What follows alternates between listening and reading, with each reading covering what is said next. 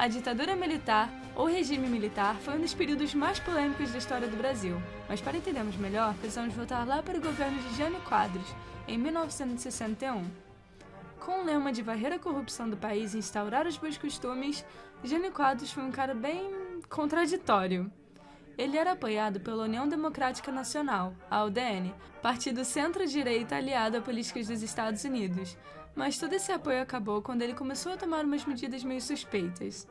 Em plena Guerra Fria, Jânio condecorou Che Guevara, o líder da Revolução Socialista Cubana, retomou relações econômicas com países do bloco socialista e lançou umas leis sem sentido nenhum, como a proibição das rinhas de galo.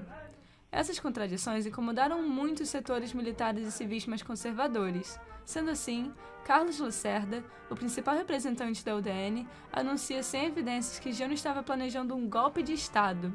No dia seguinte mesmo, Jânio renunciou, o que daria posse a seu vice, João Goulart. Mas olha que situação!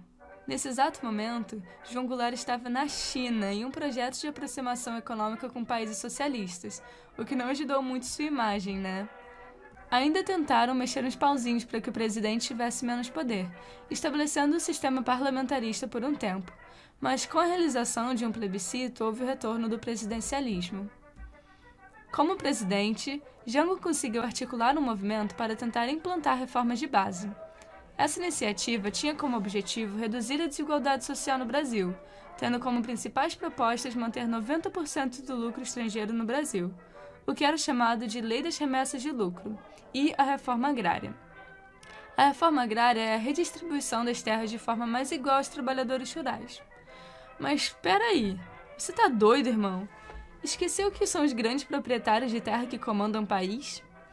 Essas medidas geraram muita treta com os grandes fazendeiros, empresários e parcelas conservadoras, que chamavam Jango de comunista.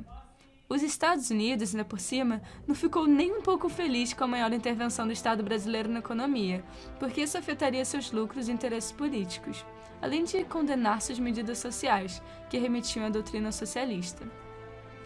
É importante ressaltar que nesse período acontecia a Guerra Fria. Se você precisa de um empurrãozinho nesse assunto, tem um vídeo bem maneiro aqui. Mas enfim, os Estados Unidos temiam muito que outros países da América Latina seguissem o exemplo de Cuba e estabelecessem uma revolução socialista.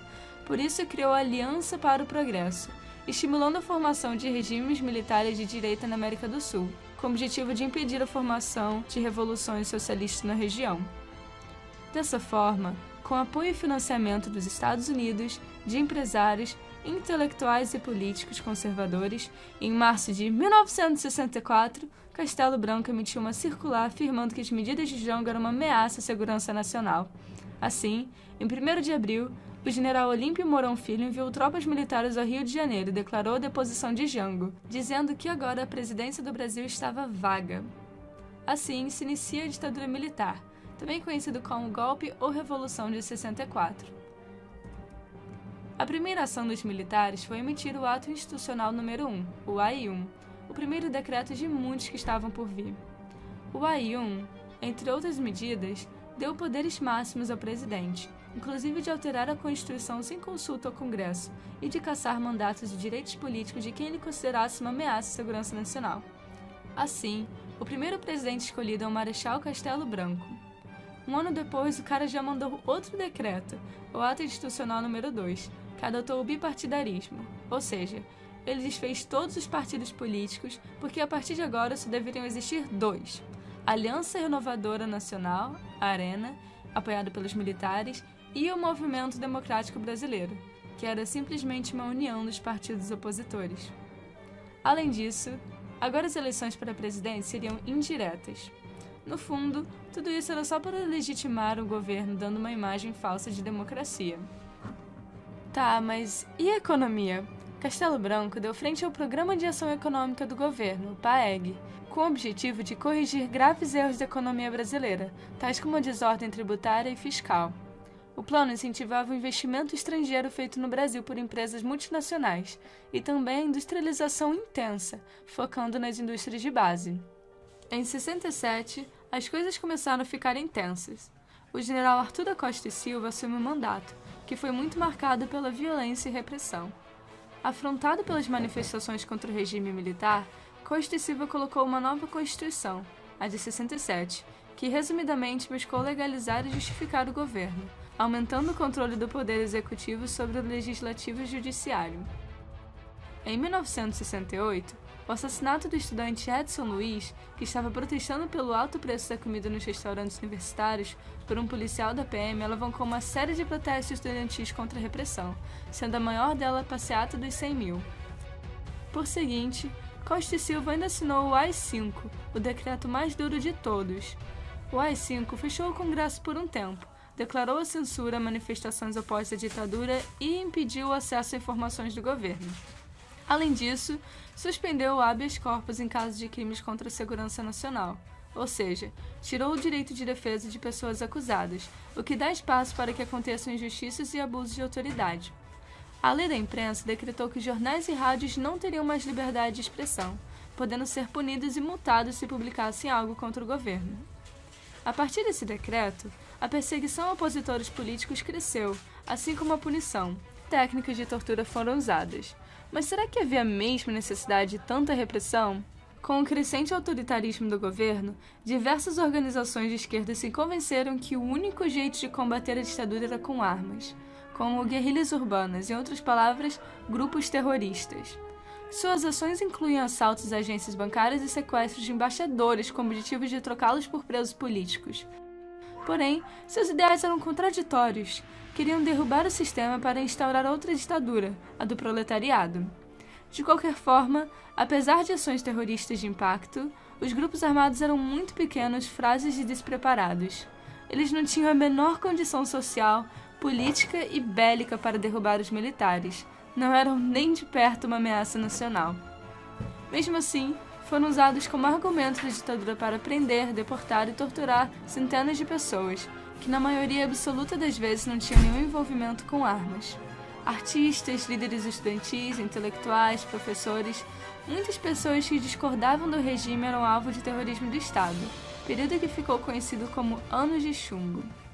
Nesse mesmo tempo, nasceu o movimento artístico-musical Tropicália, como reação política e cultural à censura e ao conservadorismo, liderado por Caetano Veloso, Torquato Neto, Gilberto Gil e mais alguns ícones da música popular brasileira. Mas, voltando ao governo, será que a ditadura foi mesmo violenta assim? Ao mesmo tempo, estavam acontecendo ditaduras muito repressivas em toda a América Latina. A Operação Condor era uma aliança entre os países do Cone Sul, tendo apoio até da CIA para perseguir e eliminar líderes de esquerda ou qualquer ameaça parecida. Na Argentina e no Chile, por exemplo, o número de mortos e desaparecidos chega até 30 mil pessoas. Enquanto isso, no Brasil, os números oficiais de pessoas executadas é de aproximadamente 400 pessoas, somado a milhares de outras repreendidas. Porém, ainda é um número extremamente preocupante, e todas as formas de violência, de ambos os lados, devem ser repudiadas. Na descrição, eu deixei o link para que você leia o relatório da Comissão Nacional da Verdade, que reúne detalhes dos crimes cometidos entre 1964 a 1985. Agora, vamos para o governo do general Emílio Médici, em 1969. Além da censura e perseguição política, esse período ficou muito marcado pelo milagre econômico. Mas o que é isso? Então, lembra do Programa de Ação Econômica do Governo, o PAEG? Ele foi substituído pelo Primeiro Plano Nacional de Desenvolvimento Econômico e deu certo! Com os investimentos de multinacionais gringas, a ampliação do mercado interno e mais uma série de medidas, a economia estava crescendo muito, as exportações triplicaram e os níveis de inflação abaixaram bastante. Parecia que tudo estava ótimo. Para melhorar, o Brasil ganhou mais um título na Copa do Mundo, o que favoreceu a criação de slogans ufanistas como "Para frente, Brasil" e "Ame-o ou deixe-o". Com mais alguns empréstimos estrangeiros, o governo financiou a construção de indústrias de base, ou seja, as indústrias necessárias para o surgimento de todas as outras indústrias. Assim, o regime militar foi responsável por construir boa parte da infraestrutura que temos hoje em dia, principalmente das empresas estatais. Algumas dessas obras foram a usina hidrelétrica de Itaipu, que na época era a maior do mundo, a usina nuclear de Angra, a ponte Rio-Niterói e a rodovia transamazônica. Essa obra, apesar de nunca ter sido terminada, gerou muitos conflitos com os povos indígenas na Amazônia, que muitas vezes foram deslocados violentamente de suas terras ou exterminados. Até que 1973 bate na porta. Quem é? É a crise do petróleo! Basicamente, os países árabes da OPEP, os países exportadores de petróleo, decidiram fazer um embargo econômico, que é a suspensão de negócios com os Estados Unidos e outros países que apoiaram Israel na guerra do Yom Kippur. Eles aumentaram o preço do petróleo em 400%. Assim, a economia de países do mundo inteiro foi muito impactada, inclusive a do Brasil, dando fim ao milagre econômico. E quais foram os resultados finais do milagre econômico?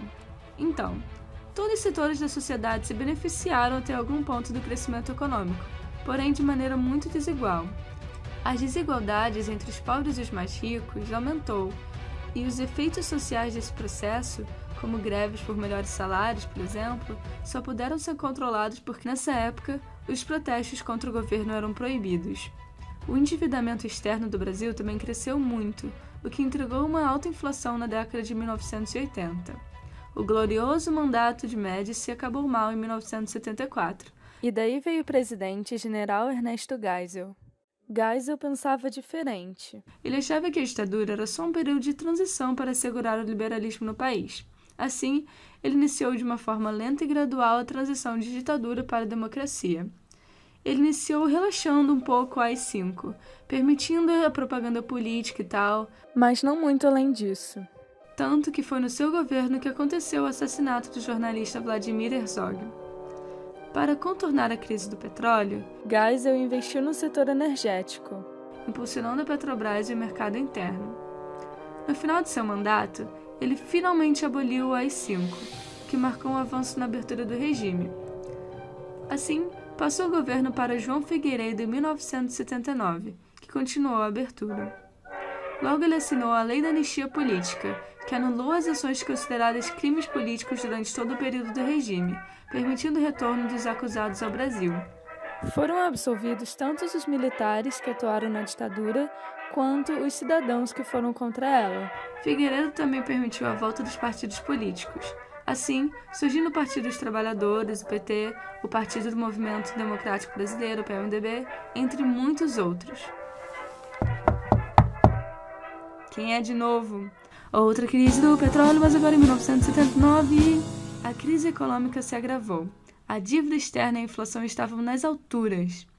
As coisas não iam muito bem, e grupos conservadores e de extrema-direita não apoiavam a abertura do governo.